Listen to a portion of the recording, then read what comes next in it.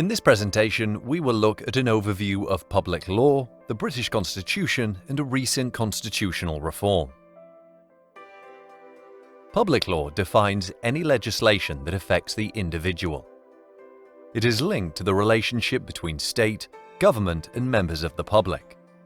It governs the behavior of people enforced by the state and is distinct from private law, which focuses only on people's relationships with each other. Public law relates to a person's state-mandated obligations to behave in a certain manner. Public law is about the balance between ensuring civil order and respect for the law while allowing freedom of thought, speech, and action. It also includes the interface between the rights and responsibilities of governments and those of citizens.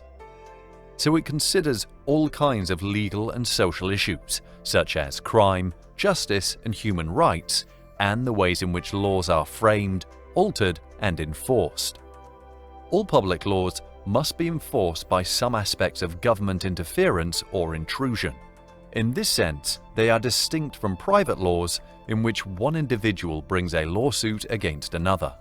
Private laws are enforced by litigation, whilst public laws are enforced by law enforcement.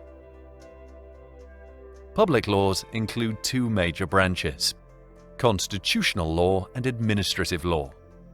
Constitutional law deals with the relationship between the state and individual, and the relationships between different branches of the state, such as the executive, the legislature, and the judiciary.